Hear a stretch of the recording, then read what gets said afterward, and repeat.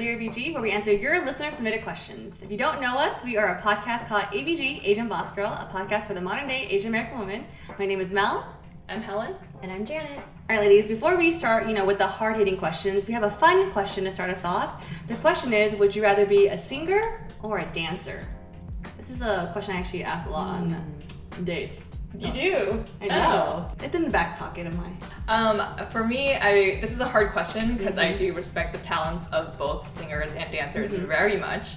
But if I had to choose one, I think I would have to say a singer. Oh, really? I don't know why I went like this, but I think that's what singers do.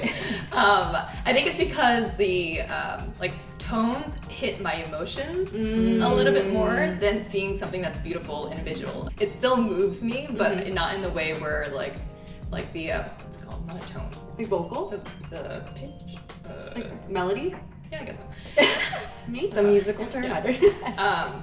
But yeah, it hits me in a way where it's just like, it makes gives me shivers, right? I remember going to this Mariah Carey concert and during the later, I guess, more recent part of her career, and this girl was not moving much. But she was singing and she was killing it, and I loved the concert even though she wasn't very active. I think she was drinking champagne and having people carry her around and from one place to the other. That sounds nice. It does, right? So I could see myself doing that, and yeah, I would say a singer. How about for you? I actually said dancer, mostly because I had a feeling that you guys would both say singer, because we've kind of had this conversation before, and I felt like I needed to represent for the dancers. I did dance from a very young age, so I feel like the thing that you're describing, Helen, where you're moved viscerally by something, I get for the music thing, because that is you'll have moments where you have chills, right? But I get that from watching an amazing dance piece too. And I did also consider, I was singing might be nice because your voice stays with you through older age, right? Versus dancing, it's kind of once you reach a certain age, your body kind of gives out after a while, right? But I was no, I have to represent for the dancers, so that would be my answer. Also, I don't know if that's exactly true because we saw a Nelly concert recently and he did not sound like Nelly. Oh, yeah. I was who is this man? The voice ages, the voice definitely deteriorates over time. But yes, I also let's add a video of Janet over here dancing. I have one from Phyllis' birthday. Remember when she was twirling around and I remember that video. The spider dance thing. We have a lot of videos of Janet dancing, actually. Yes, she's a beautiful dancer. We're gonna lose followers now. We're gonna gain people, actually. Okay, so for me, I was really torn. I was because you guys know how much I love watching people dance. And I think dancers they have this natural swag, and I think I just applaud and I admire their performance. But I have been in choir since I was in 3rd grade. So I was in choir for about 10 years, and I've always been a background singer. I was never a soloist. When I saw people who could sing very well and do a solo, I was damn, I really wish I could sing like that. And so if I had to choose, I would want to be a singer. Even though I think dancing is really cool though. Yeah. I could see Mel as a K-pop star. It's her dream. Oh, you need both then. Yeah. Just put me in the back for the dancing, and I'll just come up for some 10-second line. I'm fine with that. So this first question comes from Eunice. She is from San Ramon, California, and she says, you might have gone over this topic in a previous episode, but I just wanted to know, what are some of your favorite books and films that you feel have really shaped you and stuck with you? For this answer, I actually have more books than films or movies. Not because I read a lot, but actually the opposite, because I feel I don't read that often. It's easier to choose a couple. So working backwards, the book that really sticks out in my memory from when I was a child is Island of the Blue Dolphins. I don't know if either of you ever read that book. It was a school recommended one, right? Yeah. But it's about this, it kind of has the Pocahontas-esque feel to it. This girl who lives on an island and ends up getting kind of abandoned and then having to kind of fend for herself. I don't know why I really enjoyed it. I think there was something about the details of having to create a home and then hunt for food. Once again, don't really know why, but I like the story. The other one that I feel was really it changed the way I thought and my perspective and way on just observing different patterns in the world is called The Tipping Point by Malcolm Gladwell. It's a really popular one. It's pop economic or something, pop economic culture, I think. Another one that I read just recently that I really enjoyed is A Force for Good by Daniel Goldman, and it was translated or kind of written on behalf of the Dalai Lama. And that one just talks about like the aspect of compassion and how doing well for the world begins with yourself.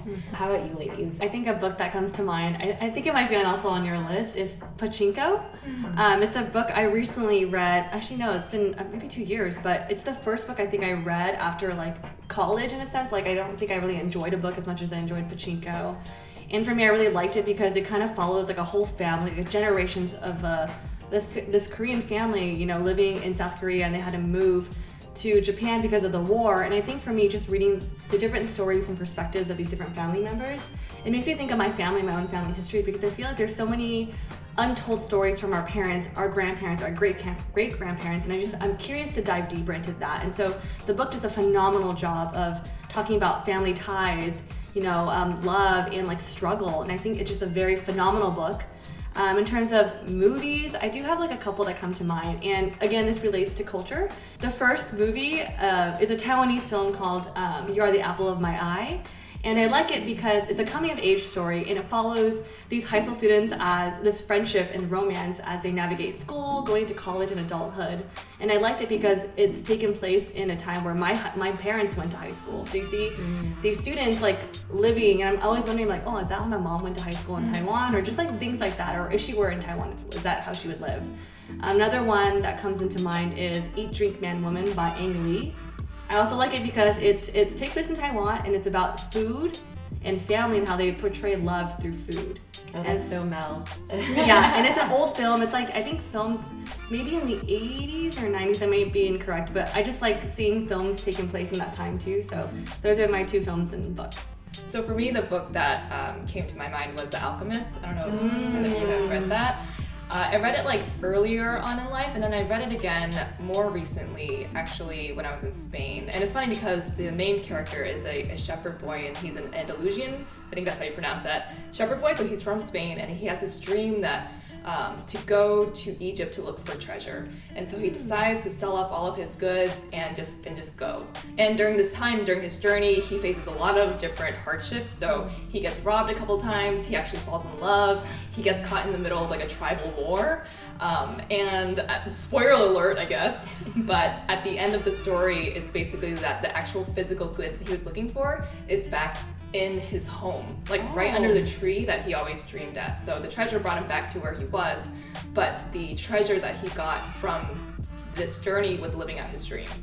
So there was a part of it when I was reading it again a couple of years ago, and I was just like in a place where I was really stuck, where I didn't know if I wanted to stay with my job and like what I wanted to do in life. And I think this book really did speak to me in saying like, Helen, you have a purpose in life and you need to go and pursue it and not just stay stuck in where you are. So that was definitely a book where I was just like, it speaks to you in different ways in different periods of your life. Yeah. So highly recommend that one. On my list now. Yeah. The other ones that I read more recently were Shoe Dog and Becoming by Michelle Obama. I think there's a part of it where with, I guess both their stories, there's a little bit of a nostalgic feel of just like a coming of age or growing up story.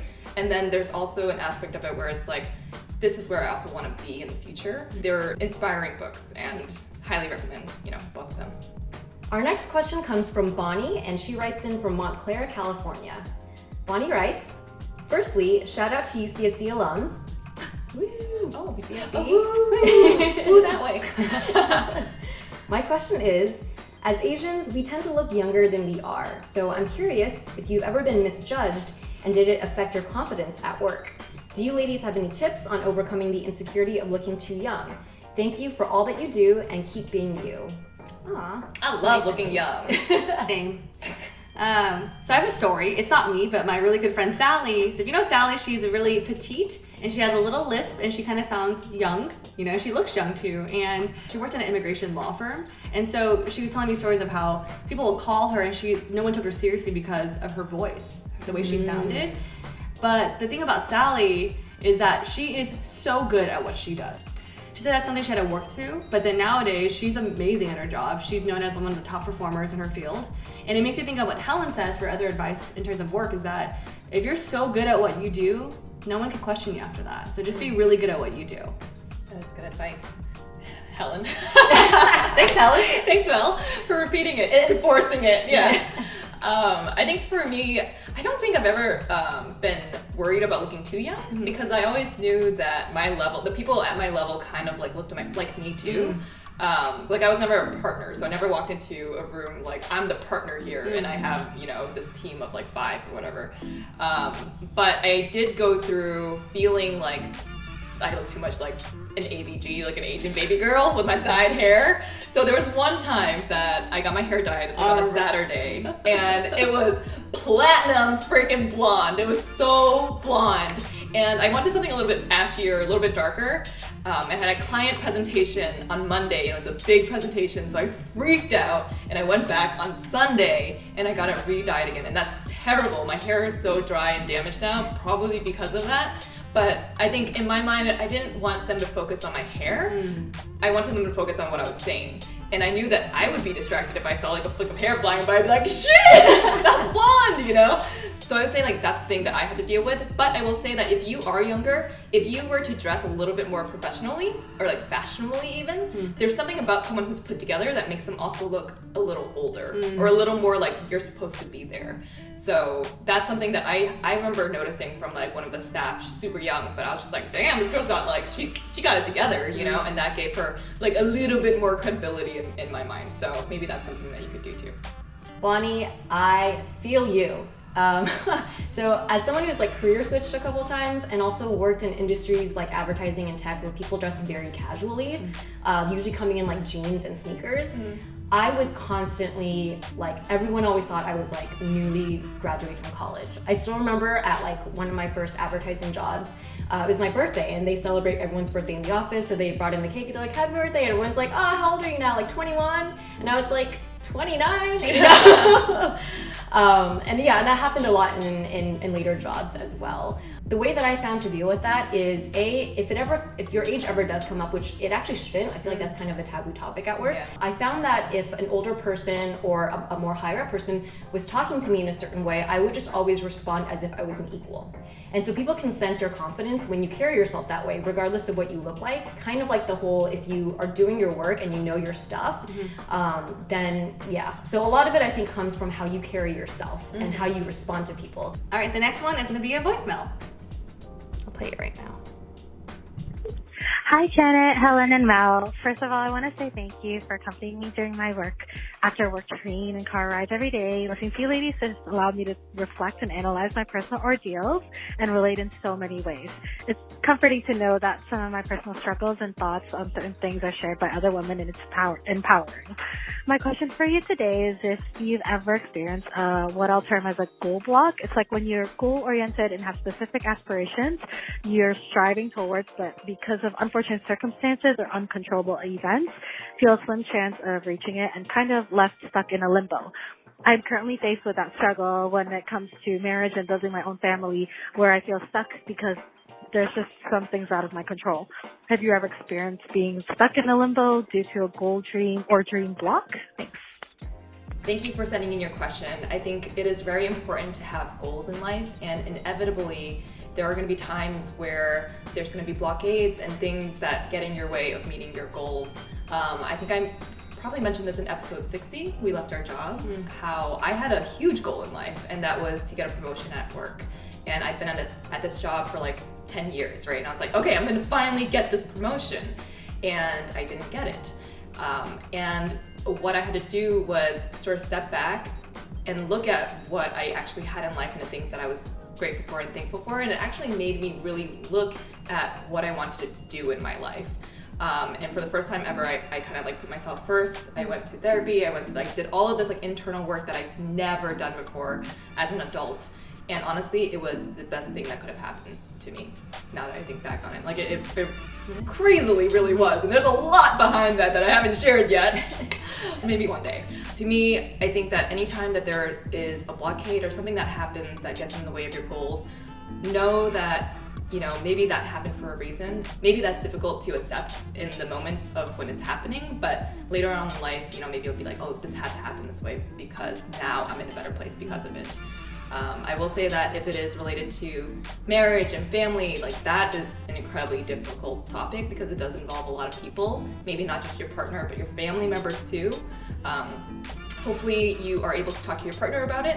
Hopefully you can be gentle with yourself and just patient with yourself through this time. I feel you on this one. I don't know your exact situation, but the concept of being someone who tends to kind of make a goal for something and then be able to feel like they have some level of control to work towards that goal. And when it comes to something like a relationship, whether you're in a place where you haven't met your partner yet, or you're in a partnership, or maybe you want children and there's something happening that's not allowing that to happen, I think in that area, I can very heavily relate to you. I've talked about this extensively in our episodes where I'd like to have a family someday, and I prefer to look for a partner first, and there's only so much that I can control in that aspect, right? But what I find in my life is I've seen this pattern where no matter what sector, whether it's work or love or whatever it is, the best things come to me versus me going to them. And what I mean by that is in times of whether it's like apartment hunting or like looking for a job, I will always put in the effort. Like I will say and make it known like what it is that I'm looking for, what it is that I want, and then I'm taking active steps to try to get there. However, the thing that always ends up being the best fit is the thing that came to me while I was doing the work. And that's just something that, and that's just for me personally, I'm not saying that works for everyone, but I think that kind of goes in line with Helen's like perspective of things kind of happen for a reason.